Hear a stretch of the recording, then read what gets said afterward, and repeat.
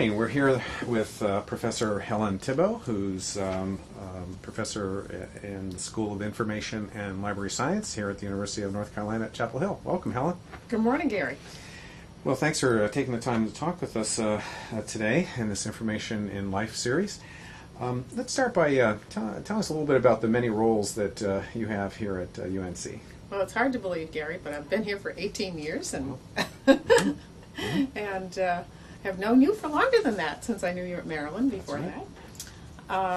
I have a professor, of course, and teach classes, but I was also our assistant dean from 1996 to 2000, and I have since then gone back to the professorial ranks and enjoy my research and teaching. So what classes do you teach typically? The classes that I primarily teach are now in the archival track, more or less, and those are digital preservation and access, archival appraisal, and archival, the basic archival management class, and archival reference.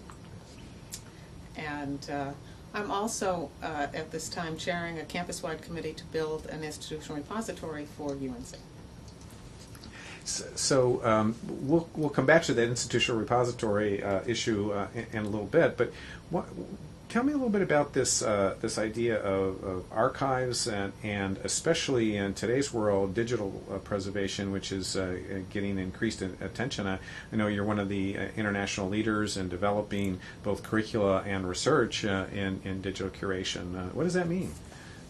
Well, digital curation is a relatively new term, probably about 5 or 6 years old. Started in the UK. Actually started by the funding, the Joint Information Systems Council, JISC, funding council in the UK, and a call. I guess their call was in 2002 for building a digital curation center. And the whole notion behind this is the preservation of access, so that you're not just preserving digital objects, but preserving access to them over time, over the length of time that is necessary, that they will remain important assets. But that you're looking at this through their entire life cycle. So from their beginning, and perhaps even before the creation of an object, wherein the archivist or the curator in this case would actually be working, developing international standards for file formats and things like that, and providing guidance to file creators so that they would produce better and more durable digital objects. So what are some of the special problems with digital objects as opposed to, let's say, a book or a document that's in physical form? Well, we've actually had a lot of publicity in the past few years about high acid paper and how vulnerable that is to aging over time and becoming brittle, and our libraries are filled with these materials that were printed in the late 19th century, early 20th century. However, those books are still there and they're still readable, and at this point they could be copied, and even though after that use they may fall apart, they still have lasted 100 years. With a digital object, they're much more fragile and subject to loss in many, many different ways. It's not just a physical loss, but it could very well be a physical loss in terms of the magnetic energy on a tape or on a disc. But more likely, it's even the fact that something that was created 3 or 5 years ago, you do no longer have a machine to read that. Right. So it's not just the vulnerability of the media itself, which is a major problem, but also the machine in which you're going to actually read that physically, and the formats in which documents and other digital objects are stored. As computer applications move forward, you can't necessarily go back and read one from even something like 10 years ago. So whatever Word, we're up to Word 7 or whatever it is today, you can't go back and read a Word 2 document. Right.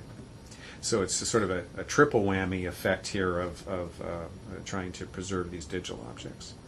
Right, and we know that, at least in theory, that the chance for preservation is greater if you start earlier in the process. So if you can start by establishing standardized and open formats that curators down the road could actually re-engineer so that they could reopen and understand a program or recreate that application, you're better off. If you can work with the file creator to choose the best sort of format to use, which might well be an open source format. If that's not available, a highly used format. So as much as people may not like Microsoft or Word or whatever, the fact that millions of people use that around the world increases the likelihood that those documents will be able to be read for a much longer time than some variant program that does more or less the same thing but has no support like that. Right. So is that sort of the basis behind the Locs model of preservation? Lots of copies keep stuff safe? That if there's more copies out there, then we have a chance? Or can we just leave things to that sort of chance? Or well, the role of libraries over time, and I think when you look at, I think the statistic is something like in academic libraries, 80% of the collections are common across most academic libraries, at least within a country. Right. And so within the U.S. Right. So that 80% of their collections are highly replicated and fairly safe. So if a library burns down, the books are gone, 80% of them you can find someplace else pretty easily. Right. And the other 20%, you'd have a harder time finding them. There would be some unique items that you wouldn't ever find. Right. But at least most of those materials have been replicated across the network of libraries. Right. The Locs model that is housed at Stanford, begun at Stanford, and is now in a network of institutions around the country and actually around the world, has used the same notion of multiple copies, so that they replicate file repositories in various locations and make sure that as changes are made in one, they go back to the other. So every day they are validated against each other. And so in archives, which tend to be much more about unique materials, this becomes almost like applying a library model to the archival problem of preservation. Is that the way it works? Or I mean, in terms of because most archives have things that are sort of singular, at least in the physical world. Once we've sort of moved to the digital, we now can use this more library model of replication. Well, in the digital world, the notion of being unique, once an object is digital, whether it started that way or not, once it is digital, it's very easy to replicate that object and to transfer that object. Right. And those are the assets of the digital world, in a sense. So I guess you could call that a library model. It's at least a model that prevents the notion that you have one copy that will be lost in that one physical location. The challenge there, I think, is to make sure that those copies are authentic. Right. And validated against each other, so you know that there are identical copies, and that you actually have the provenance and history of how those copies have been made, who has made those copies, and who's had the permission to do that, and who's looked at them, and all of those things. So there are other issues in the print world. If you had a document, it was relatively easy to test to see if it was authentic in terms of the age of the paper and the ink and the seals and the signatures, that whole field of diplomatics.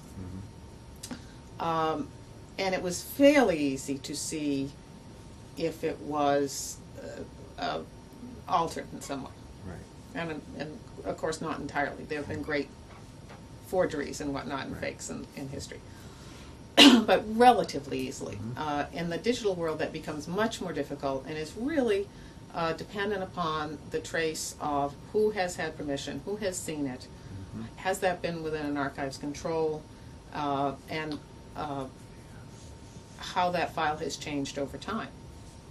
And that's an issue for the notion of preservation and migration, because we know we cannot preserve a digital object. We can only preserve, at this point, copies of a digital object if we're using migration as our preservation approach. And even if we're using emulation, where we emulate the machines, the hardware and the software, the applications that ran that original program, and you see a lot of that in the gaming world, so that you can play Pac-Man just as you could in 1985 or whatever.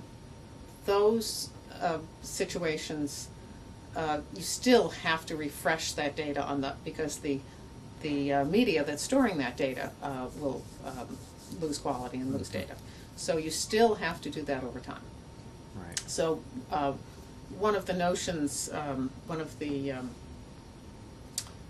important areas of work and notions today is the idea of trusted repositories.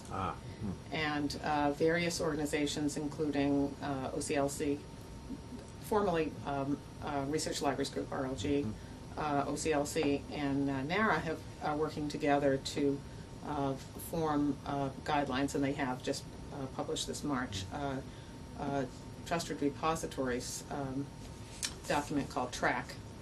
And that came after the Trusted Digital Repositories that they published in 2002, a draft of this final document. I'm part of a international group that's looking at producing an ISO standard for trustworthiness in repositories.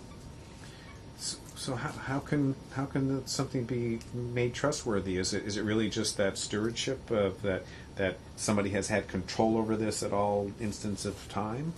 When you kind of break down the notion, and stewardship is a very good word in this curatorship and stewardship, so that we are organizations are dedicated to preserving these objects and making promises to the people who deposit their objects in that repository, and promises to the future that those objects will remain the same. So the two challenges really are preservation of the objects, of the authentic objects, so that they can be accessed over time, understood over time, so accessibility and understanding. So preserving the object, preserving the context, preserving access to it over time. The other important notion is the actual preservation of the institution itself. So you could be doing a great job, but if your funding is cut off, then what is going to happen to the objects that you have collected? We've just seen Library of Congress lose funding for the INDIP project, and they're getting some of that back, but that looks like a very secure funding source, right? So, and major publishers can go out of business. Right. Interestingly, Elsevier has made a pact with the National Library of the Netherlands, the KB, that if they go out of business, their electronic files will go to the KB. Oh, interesting. So that's the sustainability model there. And of course, you can only promise sustainability so long, but the notion is that you would, if you were being audited for trustworthiness in your repository, you would have to provide evidence as to how you would sustain the objects technically, financially, organizationally, and how you would preserve your organization over time. So those are the issues we're working on, how a repository would actually document those elements. That's fascinating. Well, good luck. I mean, so not only our cultural history, but our economic basis, records, all are sort of at risk. Almost everything that we produce today, we produce electronically, or more correctly, digitally. And, you know, it's interesting that we're in an office with paper piled up all around us, and paper, despite all of its flaws, and even poor quality paper, has a characteristic that it persists over time. You have to do something to it for it not to persist. So fires, floods, all of those things, not very good for paper.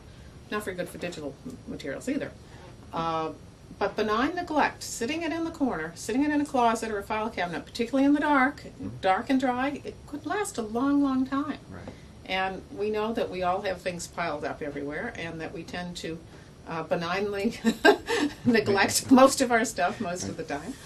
And our old data sets and our when we worked on a research project and all those sorts of issues, they're all squirreled away in our offices and under our desks and those things in the paper world. Right.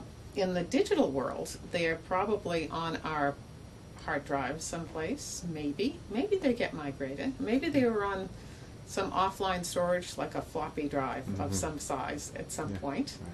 Or I think I had the only laptop that ever had a zip drive in it, because whenever I went to conferences, nobody else had a zip drive, so I couldn't share any disks with other people.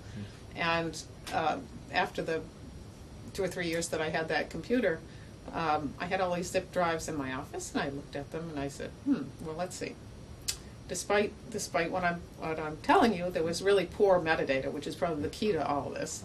So they were poor labeling on these poor little disks, and I would have actually had to, at that point, now found a machine, because I had a new machine, found a machine with a zip drive in it, and I would have had to looked at all of those files, because the other problem here is file naming, right? Which probably wasn't all that informative, so I would have had to actually open all the files and decide whether I wanted to keep these things. So I looked at that for about 2 minutes, and then I looked at the waste paper basket, and I said, well, I haven't looked at these disks for quite a while, and what's the rule? If you haven't used something for a year, you can toss it out, right? So I have no idea what was on all of those things. I think they were mostly backups of things that were on my computer, but you never quite know. And I actually do not have the original copy of my dissertation, which is interesting. I have the copy of the book that came from the dissertation. Right. I had, my dissertation is an interesting story about migration and digital preservation, actually, because I did it on one of those original Osborne 64, I think, machines that had a 3x5 screen that looked like a singer-sewing machine. It was a CPM-based machine. Right. I had WordStar on the machine. Good old Control K. And I wrote a 857-page dissertation. And chapter by chapter, I would bring that to the University of Maryland that was now using IBM DOS-based systems. And I would transfer my files first with an application from CPM to DOS, and then from WordStar to WordPerfect. And I'll tell you, that was not a totally authentic document that was coming out the other end from what it originally looked like. And then eventually when I came here as a junior professor and had the opportunity to turn that dissertation into a book, I then had to turn those DOS Word Perfect files into Word files. It was still in DOS. It was before Windows. And then at some point, those had to because I can open them today. They were migrated at some point to Windows. And it was interesting that I had published this with American Library Association, and I did all the typesetting. So I worked very hard to make that look like the book, because that's what it was going to be. I did the typesetting, so the look was important as well as the content. And when I opened it most recently in a Windows program, the content is still all there. The look is not there anymore with the headers and the footers and all of that. Course, so it is not authentic, and it did not. I didn't. I don't think I violated any. I don't know what even the right term is, but I carefully migrated each time to the best of my ability. I don't think there was any other method to migrate and preserve as much of the look and feel. I don't think there was a style sheet that you could just copy over and translate. I think so. I think there was some place like when Word 6 came out that everything was a little bit different. So you couldn't.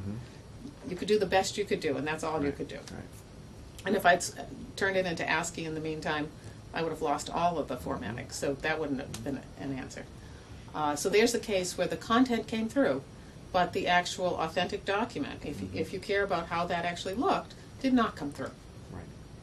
And when I created the book, I took those files onto my hard drive in the network and edited and created the chapters, and I never put another copy on the network here at SILS of the original chapters. I had them on floppies. They were 5-inch floppies, as it turns out. And that's why I do not have them today. So I do have a paper copy or two, though. Right. So this is a good example of this very problem, and I'm sure we've all sort of run into this issue of how do we keep the things over time that we've created with the various digital tools that we have at our hands today.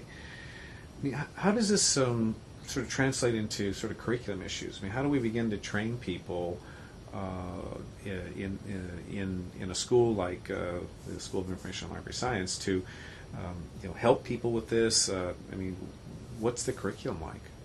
Well, I'm presently the PI on a IMLS-sponsored grant to build a digital curation curriculum here with an international advisory board of 17 members that are providing great advice in this process, and hopefully we'll actually do some lectures and be rather perhaps remote adjunct faculty for us over time. It's an interesting question. We're looking at right now. We're looking at the content of our courses, of all the courses across SILS, to see where the relevant content is, and we have looked. I'm doing this with Professor Kelly, and we have looked at lots of curricula from other schools, lots of the literature in the field, what the issues are, and we have come up with, starting with a matrix of, it actually has several different facets to it, but the two primary ones are the functions that curators could conduct on digital objects and in repositories, and the notion of the life cycle of digital objects. So you can think about appraisal from the beginning of an object, perhaps in a records management approach that you may want to capture something at the moment of creation, or you could think of that later on if you're collecting after somebody has created it, how that would be different over time, for example. You can also provide guidance as a curator to those creating those objects, storing those objects, and what are the guidelines that you would use within your repository. Collection development policies could be seen across that whole life cycle. So we're trying to put content into those time spans of the object's life and the functions that occur in repositories and the functions that occur within the OAIS model to look at structuring repositories and structuring services out of those repositories that will preserve that content and provide service to users, creators and users on both ends. Where are these students going to go to work? In traditional archives and libraries? The students could go to work actually in many, many different settings. It's hard to think of any libraries and archives today, major at least libraries and archives today, that are not collecting digital objects, or that will not be soon collecting digital objects. They may not be yet because they don't have any staff that really have the know-how to do that, or the technical infrastructure to do that. But most major repositories have come to the point where they actually have to start, whether they're an institutional repository where they're collecting, or an institutional archive where they're collecting records from the university, let's say, or from the corporation that are born digital, databases and things that really cannot be turned into paper, or they're collecting a repository where they're getting people's personal papers that now have a great deal of digital content. And users of these collections are requiring is not exactly the right word, but clamoring for digital access through the web. So those digital skills are quite necessary and highly prized, I think, out in the traditional repositories as well as perhaps repositories that are primarily collecting in electronic digital materials. So earlier you mentioned institutional repositories, and so let's turn to this kind of relatively new concept. What does that mean, and what's going on, say, here at Carolina and elsewhere vis-a-vis institutional repositories? Well, I think there are lots of definitions and kind of quasi-definitions of institutional repositories. In the academic world, I think Cliff Lynch's definition is probably the best, where he sees it as an institutional commitment to stewardship of important assets, excuse me, important assets that the university and its staff and the faculty have created. So it's not just all the stuff that a professor could find in his office to stick in the repository. Right. It's not just a collection of preprints, which is often the implementation that we see in, for example, DSpace is one of the repository software platforms that's the most popular, and in many of those DSpace repositories we see primarily preprints of articles that are going into journals. But there's lots and lots of other materials on campus that either haven't been published or would augment something that has been published. So you might very well either have that kind of preprint, or you might point to the online journal article, but then you could link that to data sets, researcher notes, all sorts of other materials that perhaps didn't get into the article that would be useful. Kind of the notion of the cutting room floor for movies that other researchers could find useful too. I think one of the big challenges in many fields is replication of studies, and without some of the original data, that's very hard to do that. And we see major funding institutions such as National Institute of Health and NSF asking that principal investigators now preserve their data, and in fact demanding that, but without much direction, instruction, infrastructure necessarily built up, and ease of being able to do that. So we have lots of people on campus really with no clue as to how to do that. And an institutional repository could be a place for all of those materials. And all of that funding actually goes to the university and not to the individual. So the university really needs to play a role in that and provide some sort of space for those materials, but also cultural heritage materials on campus. Here we have tremendous collections of Southern materials. We need a place for electronic records of the university themselves. We have fantastic music collections and art collections on campus that could go in those repositories. And so the institutional repository movement is sort of worldwide. Here at UNC, there's a group that's working toward trying to establish and build this up. Who serves on these things? I mean, how do you get faculty and students involved beyond sort of our program, who sort of see a need for this? I mean, how do you convince a chemistry professor that that he or she needs to provide not only their materials but the metadata behind it? Well, right now we have the committee that's been established is actually it's a sister committee to a scholarly communication committee that's looked at open access publishing of journal articles, and the university librarian Sarah Mahalik chairs the steering committee that oversees the two subcommittees. It's made up of folks from SILS, people from the university library system, some from ITS, the Information Technology Services on campus, and even folks from RENC, which is the Renaissance Computing Center Institute. And other faculty from fields such as anthropology and English and Romance languages. We've had somebody from the UNC Press.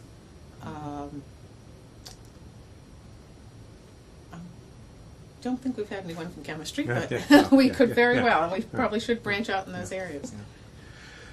Well, this is it seems to be an important development and has lots of sort of economic, political sorts of consequences, and so wish you well in helping us work through those issues here on this campus and beyond. Well, I think the challenge here is that it's not something that the library can just take on by itself. And in most cases where there's an institutional repository on U.S. campuses, major universities, the installation at this point is small in terms of the content that it holds. And we are just in the pilot phase at this point. Mm-hmm. But the ones that are actually up and running many times have a limited amount of material in it. But it is to do this well and to have software that is going to actually be trustworthy and provide preservation of these materials over time and access to these materials easily is not an inexpensive undertaking. And it's not something the library can just kind of tuck into their budget someplace. So it really has to be the university that steps up to the plate to preserve the objects and the digital content that's and the intellectual content from its faculty, alumni, and students on campuses. So it's a whole, I think it's really a mindset of looking at these materials as resources and assets.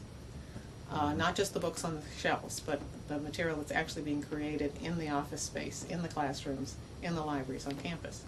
Right. So it does take a good deal of financial resources, and that's one of those sustainability issues. It's not just the technology side of it, and when we look at the whole notion of digital curation, it's really the people side and the financial side that are the most difficult challenges. So as you said, it is a challenge to get people not to deposit materials perhaps, but to actually attach some useful metadata that will provide context and understanding over time and retrievability. That's a challenge. We actually hope that SILS students can be employed in this process of helping people make better digital objects and help them create better metadata around those objects. But still, that's going to take some resources from SILS to be able to do that. And the whole notion that this would be a major university undertaking that would be sustained over time. So it's rather pointless to start it if you don't have the intention of actually maintaining this, as we have maintained libraries and universities for 300 years now in the U.S., more than 300 years. So that's the mindset that we have to get to, I think.